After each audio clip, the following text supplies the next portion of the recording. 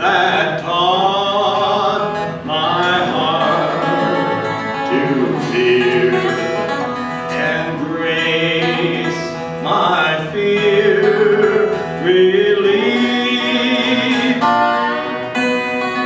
How precious did that grace appear, the hour I first believed.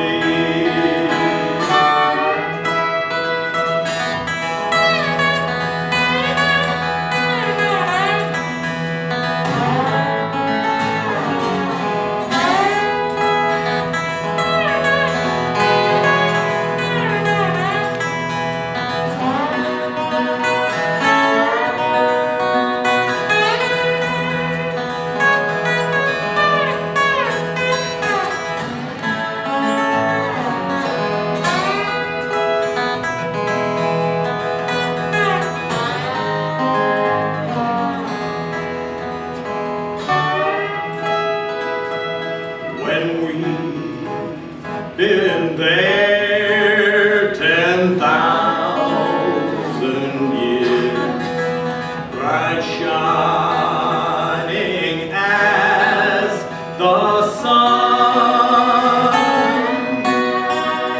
we've no less days to sing God's praise than when we'd first begun. Now, folks, I'm going to go back and repeat that first verse to take it on home. And I know you all know the words, at least the first verse of Amazing Grace. So I would love to have you jump in here and help me out. Amazing grace, how sweet the sound that saved a wretch like me. Here we go. Amazing grace, how sweet the sound that saved a wretch like me. I once was lost, but now I'm found. I once was lost, but now I was blind, but now I see.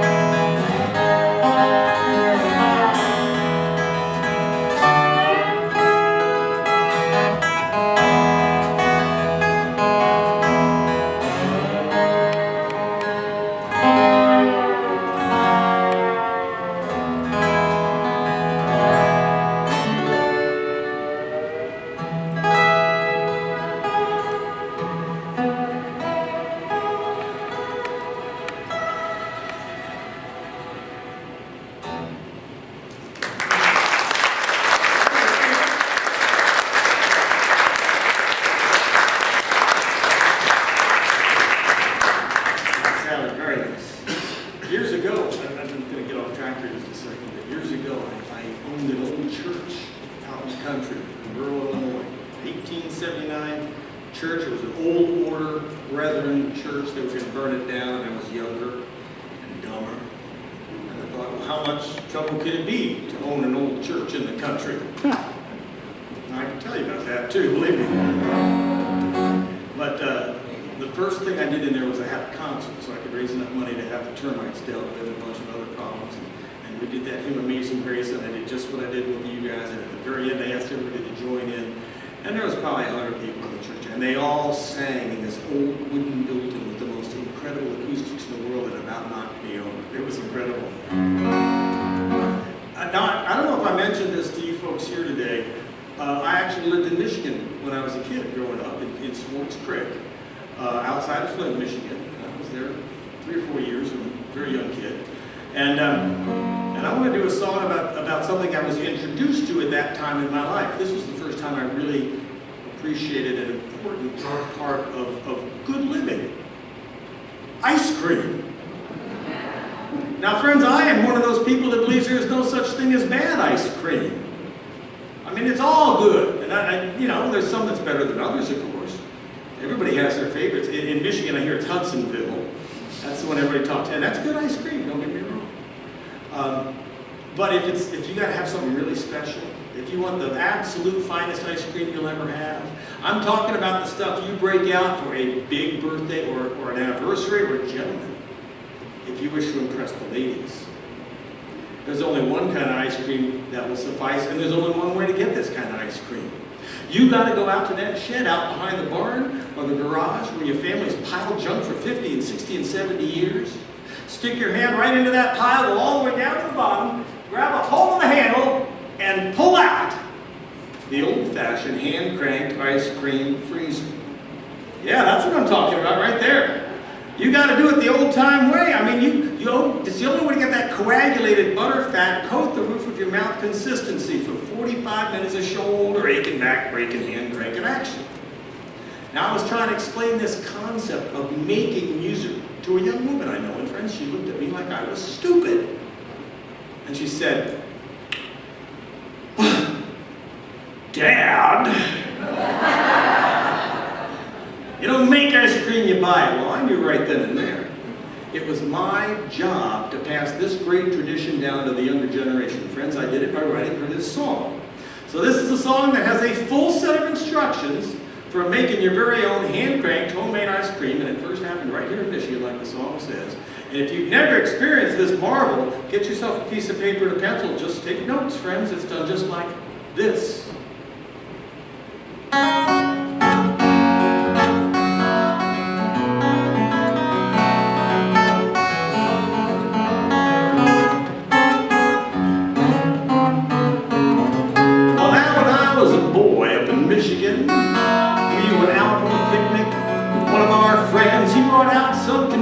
Like I've never seen, said we're making genuine hand-cranked homemade ice cream. Ice cream, I said, mystified.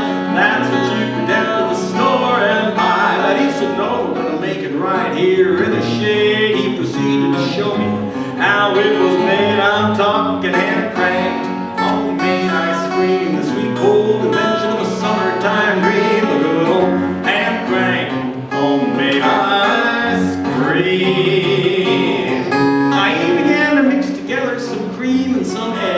He threw in a little sugar just to give it legs. He poured the whole concoction right into the can. He put the paddle in the middle, closed the lid, and then he set that can into a wooden tub. Locked down the crank and gave his hands a rub. Then he laid down layers of salt and ice, mashed them all together with a stick real nice. I'm talking hand-cranked homemade ice cream, the sweet cold invention of a summertime dream. Hand-cranked homemade ice cream. They said to start off cranking and it's as easy as pie. You keep on cranking as the sun gets high. When it starts to freeze and it gets harder to turn, feel that muscle in your shoulder beginning to burn. You keep on cranking just as long as you can. You get a little help from all your hungry friends. When it starts to feel like it's getting real thick, that's when you pull out the paddle and you all take a look at that. Hand-cranked homemade ice cream, the sweet cold invention of a summertime dream. The good old hand-cranked homemade ice cream. And if you don't crank, you don't eat.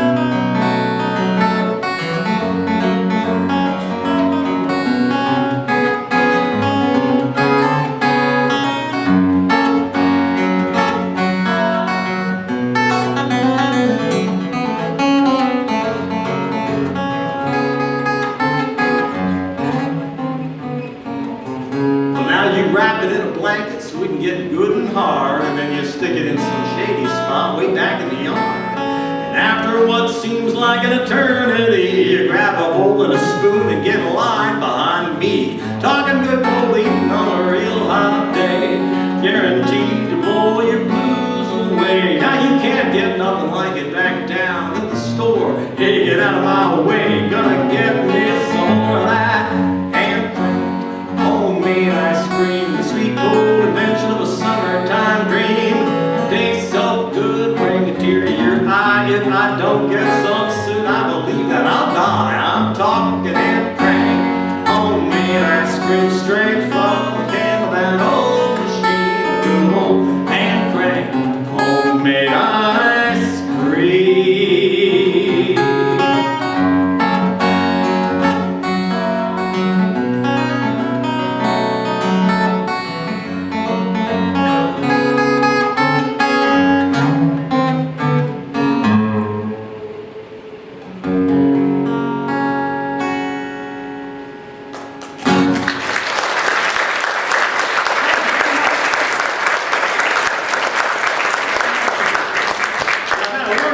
Here this evening, but I've got time for just one last song. Thank you so much for coming out. Thanks to Pastor Don for inviting me. If you've enjoyed the music, I have recordings of just about everything I've done tonight out there, and you're welcome to take a look at those. I have some printed propaganda that talks about who I am and what I do. Help yourself to that. And there's a mailing list you can sign up, and I'll let you know when I'm coming back up to this particular area of Michigan. I usually am up for about 3 weeks every summer. I usually tour at the end of July and into the early August, and I'm always at Wellington State Park and other places. All right, let's see, that's the advertising portion of the program. I should tell you one other thing. I know I've got a new policy on CDs, money back guarantee. Because I know folks are concerned about the economy, you want value for your dollar. So I am instituting a brand new money back guarantee policy. Friends, this is one of the finest in the industry. And here's how it works. Friends, simply purchase any one of my recordings, and if you find it to be disappointing or unsatisfying in any way, shape, or form, return any portion of the music to me you have not yet listened to. I'll give you back any of your money you haven't spent. Seems fair and equitable to me. All right, let me leave you with one last song. I'm going to go back to those old tunes that I learned by interviewing folks. And this one's off of a CD called Oral Traditions. And I interviewed an old man named Lawrence Royer. Matter of fact, he built dulcimers, and he's the guy that got me fired up about finding one. And the day I went to interview him, I got up in the morning, made a cup of coffee, turned on the news, and the headlines were that they had just located the actual shipwreck of that old boat, the Titanic.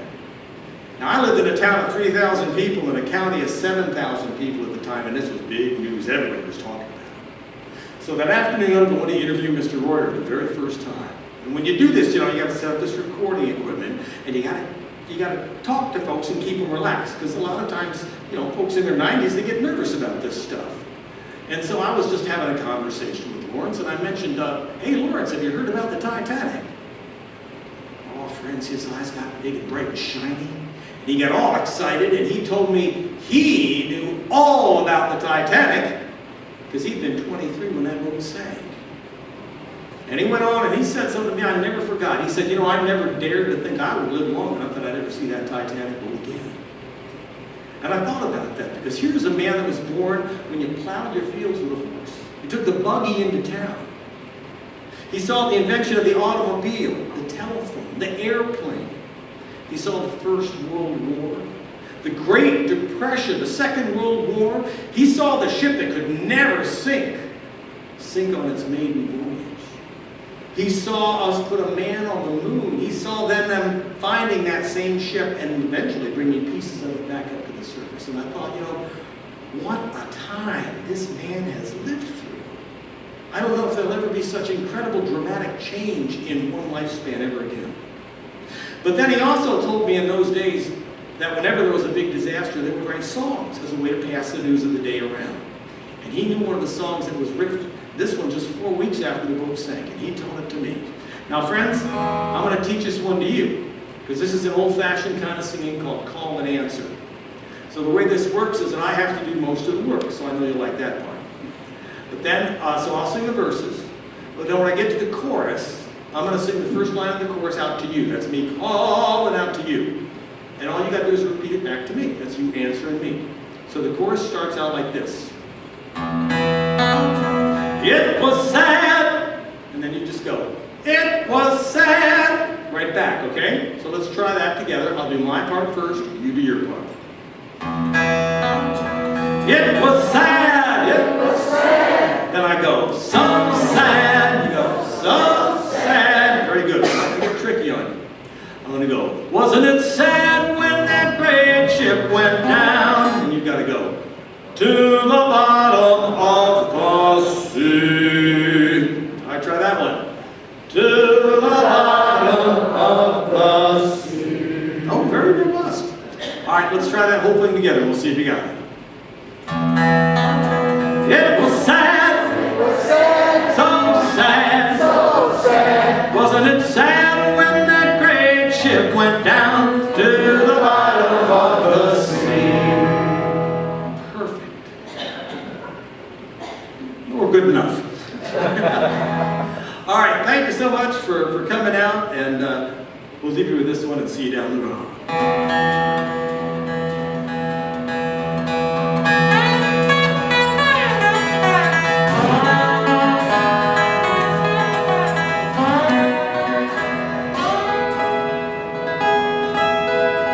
It was on one Sunday morning, just around 12 o'clock. That great Titanic boat began to reel and rock. People on board began to cry, saying they was afraid to die. And it was sad when that great ship went down. All right, get ready now. It was sad. It was sad. So sad. So sad. Wasn't it sad when that great ship went down to the bottom of the husbands and wives and little children lost their lives? It was sad when that great ship went down. Very nice.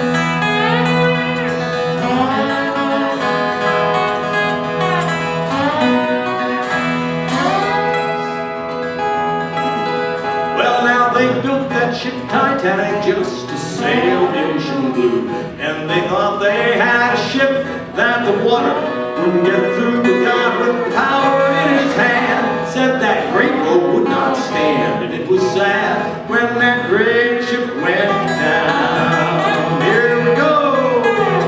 It was sad. It was sad. So sad. So sad. Wasn't it sad when that great ship went down to the bottom of the husbands and wives and little children lost their lives? It was sad when that great ship went down. All right, I'm a little guitar picking now. How about a little hand clap?